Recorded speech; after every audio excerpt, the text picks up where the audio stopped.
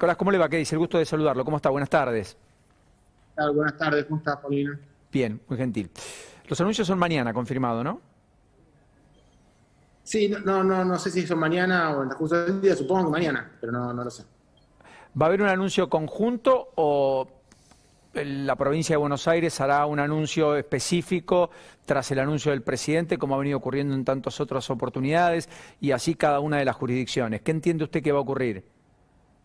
No tengo información precisa, pero supongo que va a ser como planteas en la segunda opción, el presidente hará su anuncio, porque tampoco es un tema del AMBA en este caso, como se vio antes, sino que lo hará el presidente y después me imagino que cada gobernador lo aplicará y lo explicará en su territorio.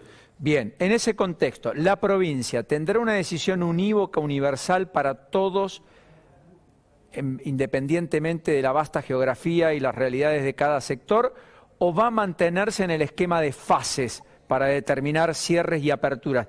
Para empezar a entrar en tema, hasta donde me pueda contar, por supuesto, a 24 horas del anuncio. No, seguramente sigamos con el esquema de fases porque viene siendo no solamente algo que nos funciona muy bien a nosotros para hacer un monitoreo mucho más actualizado en cada uno de los territorios, sino porque además evidentemente el mundo está yendo a un sistema de fases en función de las epidemiologías y las realidades de los sistemas de salud de cada lugar. Así que nosotros lo venimos haciendo bien, nos sirve porque lo articulamos con los intendentes en cada territorio, así que asumo que seguiremos en esa misma tónica.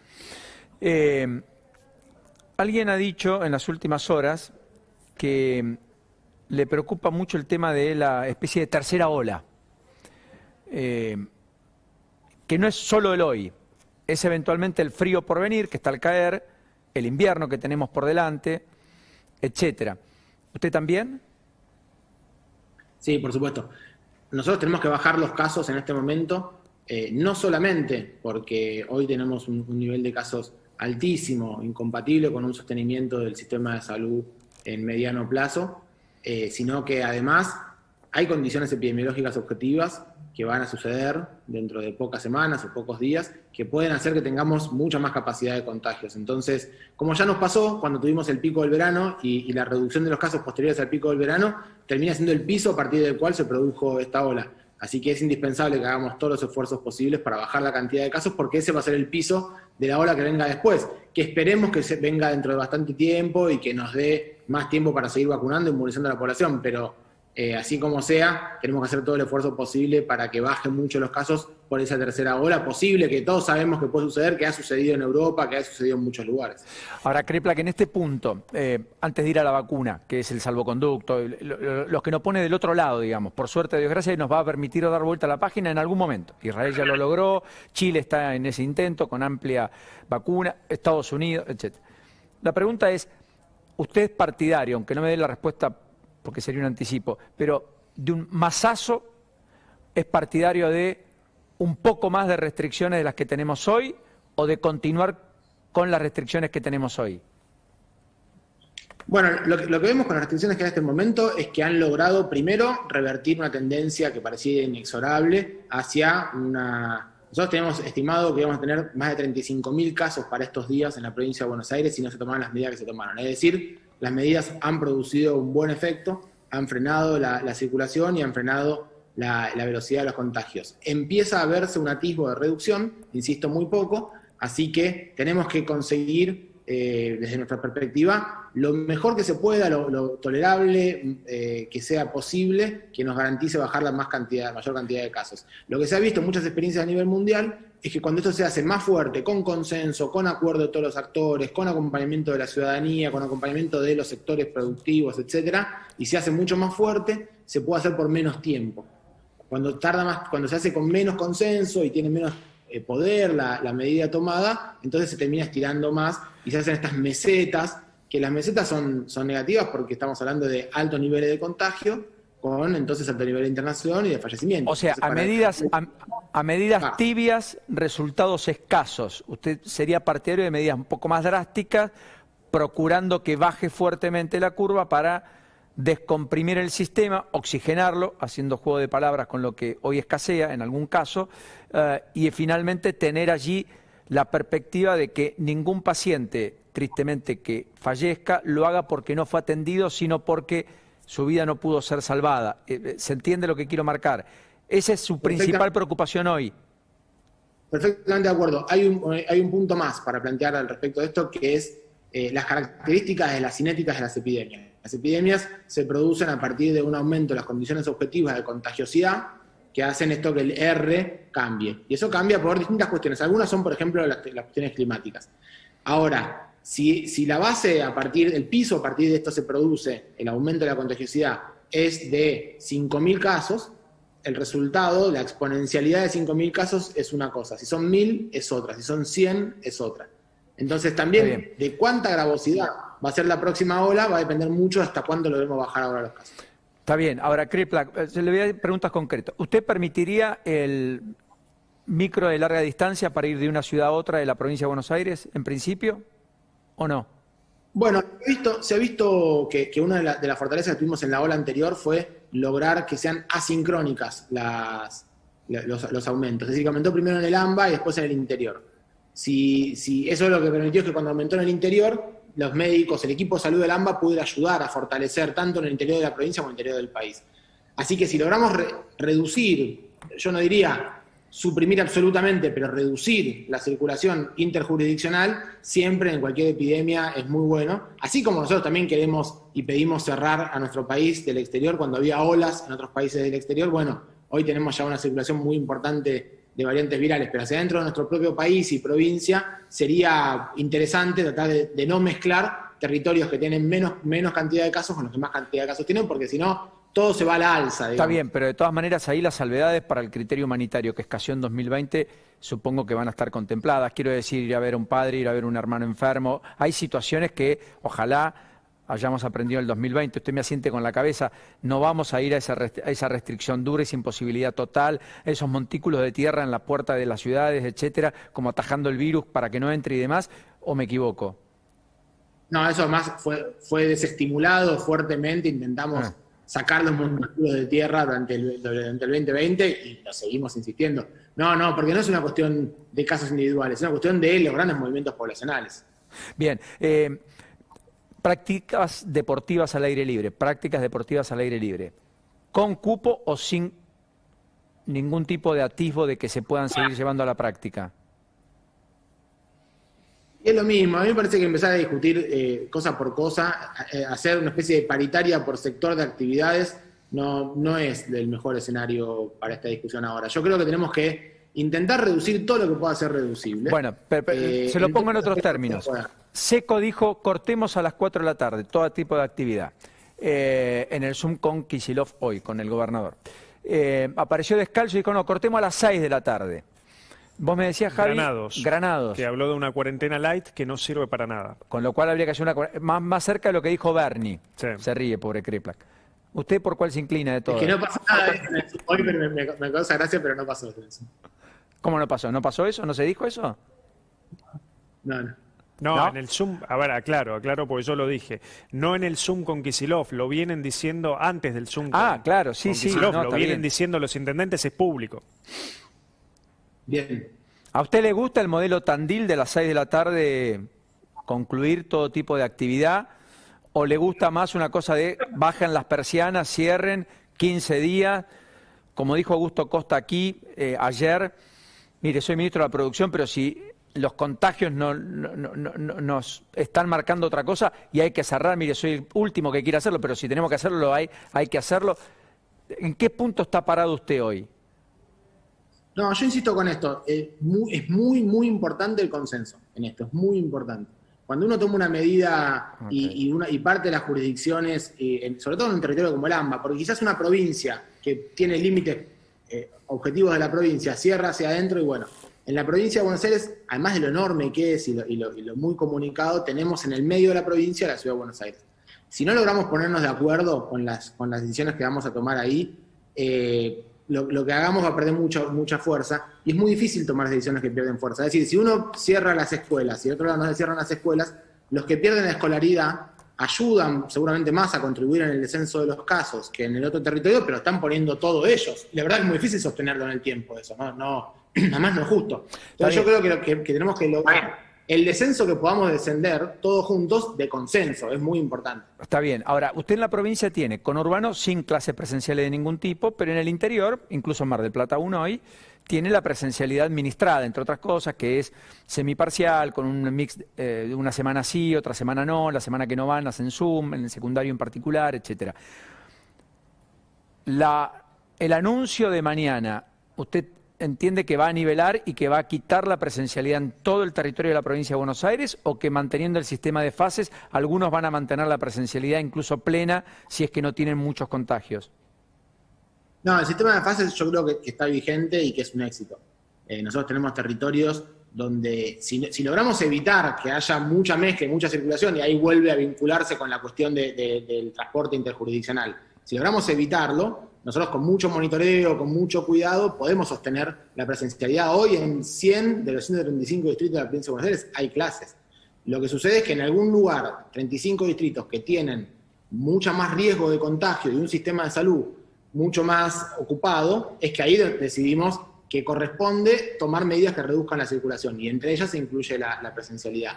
No, de ninguna manera tendría sentido, no hay que hacerlo, nosotros no sugerimos hacerlo, tomar medidas que no contribuyan al riesgo epidemiológico. Ahora, donde sí contribuye al riesgo epidemiológico, ser lo más fuerte posibles para poder dar el golpe necesario, bajar la cantidad de casos, porque hay una cosa que no tenemos que resignarnos nunca, que casos son internados son fallecidos. Hay que bajar la cantidad de fallecidos. Bueno, ahí hay una duda que tengo, porque como hay chicos más jóvenes que se han ido a testear, como el testeo aleatorio no se hace, solamente nos chocamos con el virus, porque aquel que tiene síntomas es el que se va a testear o el que es contacto estrecho para quedarse tranquilo.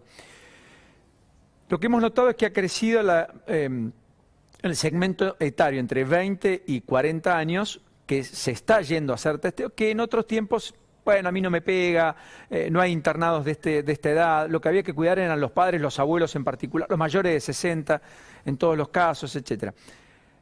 Como las nuevas cepas trajeron perturbación porque había cada vez más jóvenes internados, de hecho lo que pasa hoy, usted me lo va a corroborar o no, hay algunos dicen, bueno, tenemos muchos más casos, pero la letalidad baja y no necesariamente terminan en unidades de terapia intensiva. Por ahí tenemos muchos más casos que los cursan en sus casas sin complicaciones, aunque están los otros, y por lo tanto ya no es una medida que nos permita linealmente establecer muchos más casos, más internados, más muertos, como usted dijo. ¿Hay algo de eso o nada? ¿Hay alguna hipótesis al respecto de eso que contrasta fuertemente con la tremenda ocupación de las camas de terapia intensiva, sobre todo por segmentos no vacunados, de 40 años, 50 años, que tienen un porcentaje de vacunación más bajo y que ocuparon casi la totalidad de las camas de terapia intensiva? A mí me parece que cuando uno hace análisis basados en innumerables cantidades de hipótesis no contrastables, corre un riesgo de que si se equivoca está jugando con la vida de bastantes personas del pueblo. Entonces, a mí me parece que tenemos muchos elementos. Nadie se queda con un solo elemento. Nadie dice solamente positivos, nadie dice positivos y positividad. Nosotros tenemos de todo. Por ejemplo, ustedes conocen el sistema de vigilancia sindromática, que es el 148, que son grandes volúmenes de información que nos permite ver cómo viene, si subiendo, bajando, encontrar focos territoriales. Tenemos los contagios, tenemos las consultas en las guardias, tenemos los traslados por emergencia. Con todo eso hacemos un combo de información que nos permite saber si la epidemia está aumentando o no aumentando y qué rigurosidad y qué gravedad tiene. Porque si nos ponemos a discutir cada uno de los casos en sí mismo, cada uno de los casos en sí mismo es un problema porque nos puede generar falsas interpretaciones. Nunca se toma la parte por el todo. Está bien. Quiero aprovecharlo y le pido brevedad para así le puedo hacer una serie de preguntas que nos interpelan. Está muy solicitado, naturalmente. No hay duda de que estamos en horas decisorias y definitorias, así que le agradezco mucho, Crepla, que esté con nosotros.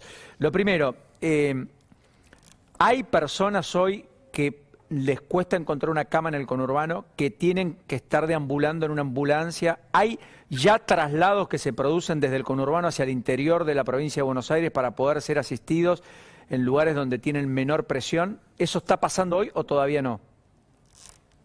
Sí, viene pasando hace ya bastante tiempo. Empezamos con los traslados de la ciudad de Buenos Aires para el conurbano, y no son solamente ciudadanos porteños, sino ciudadanos que su sistema de salud habitualmente tiene cabecera en la ciudad de Buenos Aires y que empezaron a utilizar clínicas del conurbano bonaerense. Eso fue desplazando de las clínicas al hospital público y tenemos casi el 50% de las personas que ocupan camas en un hospital público de la provincia de Buenos Aires tiene obra social.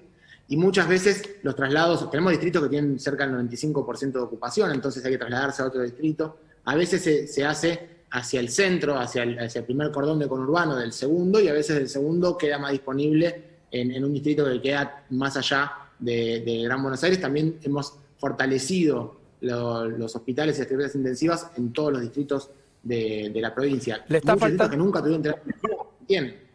Correcto. ¿Le está faltando oxígeno en algún lugar? ¿O lo que se tomó como decisión desde el Gobierno Nacional es preventivo y no más que eso? ¿O está faltando oxígeno? No, hay dificultades de tiempo. Con el oxígeno el problema que uno tiene es que, como todos se imaginan, es oxígeno. Si llega 6 horas después el camión que carga, esas 6 horas son inviables. Entonces estamos haciendo muchos trabajos de compensación, de llevarle los tubos de un hospital público a una clínica que se quedó sin. Por ahora por el hospital público no tenemos problemas, pero sí hay muchas clínicas que han tenido problemas y estamos ayudando para abastecer.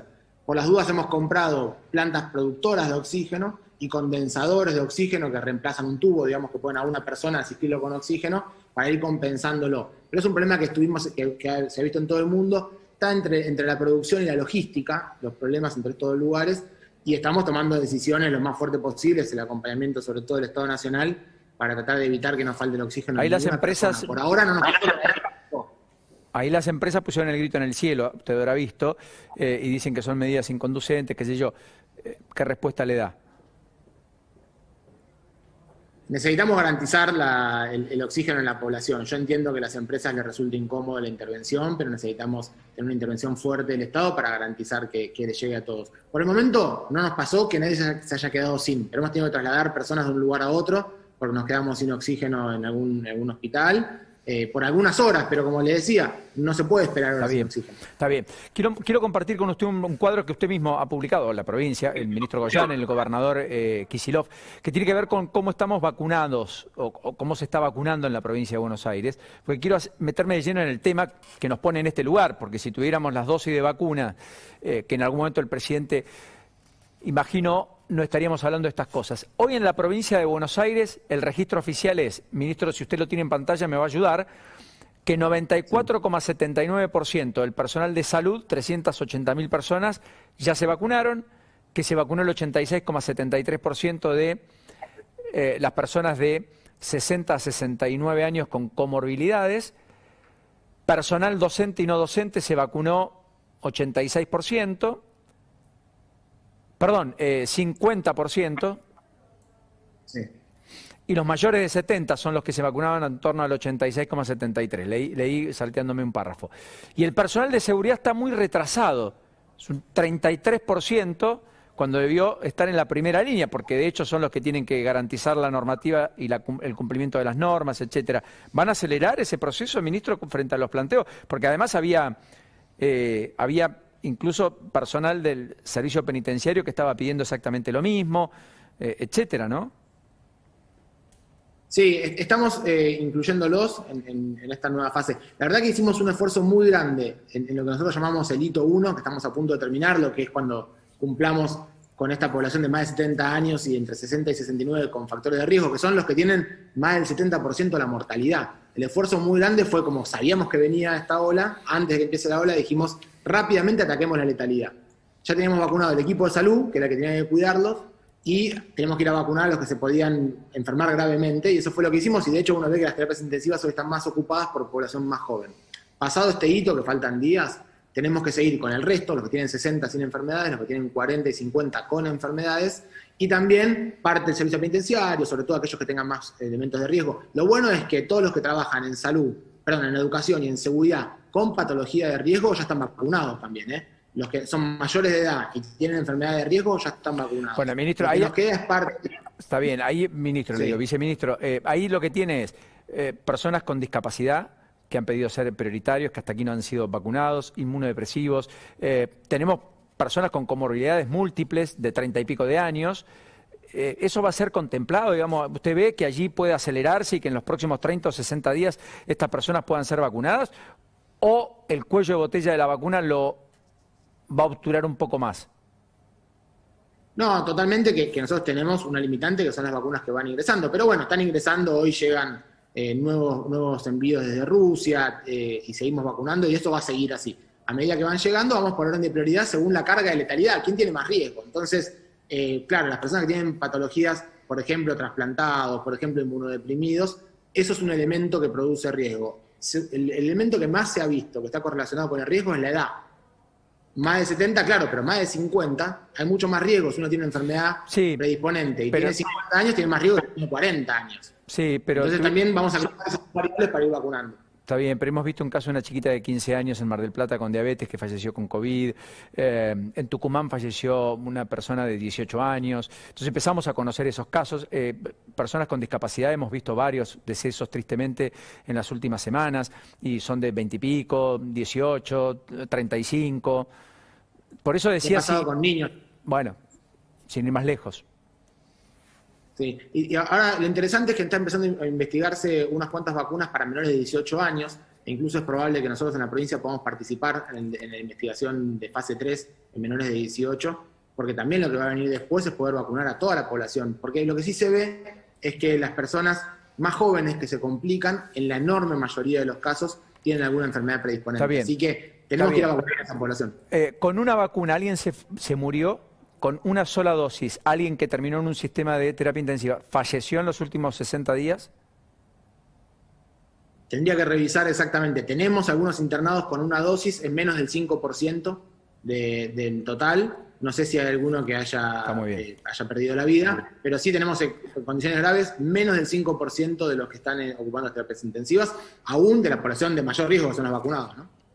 Kreplak, la última se la va a hacer Javier Lanari, porque es el que atentamente ha escuchado todo, y prometo liberarlo ahora sí, pero por si queda algo pendiente, Javi, que se me escape. No, el tema test, Kreplak, hay algunas localidades en la provincia de Buenos Aires que la tasa de positividad es efectivamente muy alta. Le pregunto si piensan o están evaluando aumentar la cantidad de test en la provincia.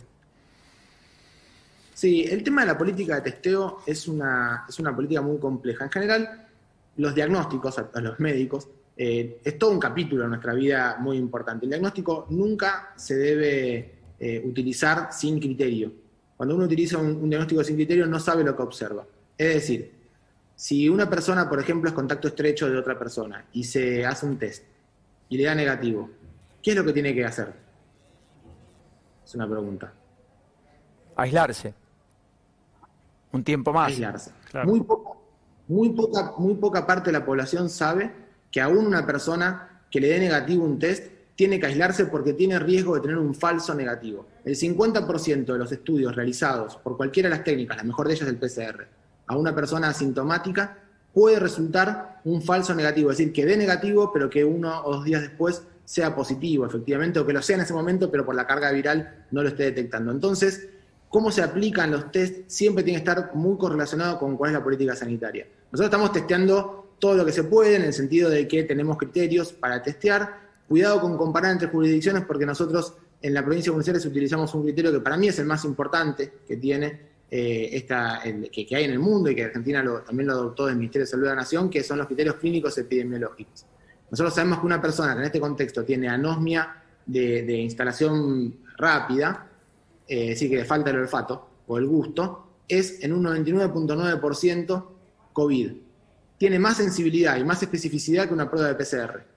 Lo mismo sucede con una persona que tiene 2 síntomas y es contacto estrecho de una persona que es positivo por test diagnóstico. Hay más probabilidades de que el test le dé negativo, haya que repetirlo, y haya que repetirlo tercera vez le dé positivo, de que le hayamos cerrado con ese criterio clínico. Entonces, bien, a esas personas siempre hay que aislarlas, no es necesario hacer un test. Hay que hacer test en todos los que tengan las condiciones, que son, en nuestro caso, incluso hasta contacto estrecho, pero no hay que confundir el negativo con el que se liberó de la necesidad de aislarse. Hoy tenemos la posibilidad de hacer muchísimos más test, de hecho hoy lo charlamos con los intendentes en la reunión que tuvimos con el gobernador, la posibilidad de montar en todos los municipios toda la cantidad de centros de testeo que sean necesarios y que quieran para estar más cerca de la gente, que la gente no tenga que viajar en un colectivo. Hágalo, correcto. Sí, lo tenemos hecho. Hemos comprado los test para poder hacerlo. Lo importante es que se apliquen adecuadamente y sobre todo que se aísle a la persona que se tiene que aislar. No hacer test innecesarios que terminan haciéndole creer a alguien que tiene entonces derecho a poder circular. Por ejemplo, las personas que vienen de afuera, que viajaron, cuando ingresan al país tienen que quedarse en aislamiento, independientemente de que tengan una PCR negativa, cosa que necesariamente tienen, porque para poder ingresar al país tienen que traerlo.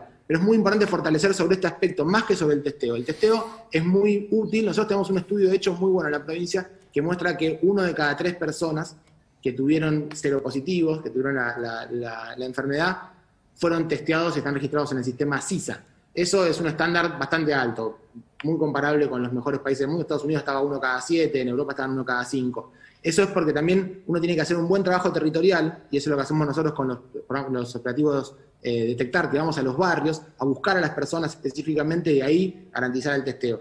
Así que no es una cuestión solamente de cantidad, sino sobre todo de calidad de la información. Ministro, lo último, ¿van a readecuar todos los de la aplicación Cuidar, los esenciales, los van a pedir que vuelvan a ser inscriptos o van a mantenerse los que ya están? Bueno, eso es de jurisdicción nacional. A mí me interesaría mucho que se haga, que se vuelva a hacer, que se vuelva a pedir que se dé el alta. Es un trámite que por supuesto es un poco molesto, pero prefiero que se vuelva a pedir, si es que se puede, porque así ajustamos de vuelta y que no se nos escape circulación innecesaria. Le mando un abrazo y ha sido muy generoso por todo este tiempo, Kreplak, muy gentil y bueno, a la espera de los anuncios de mañana, evidentemente. Termina bien la tarde, muy gentil.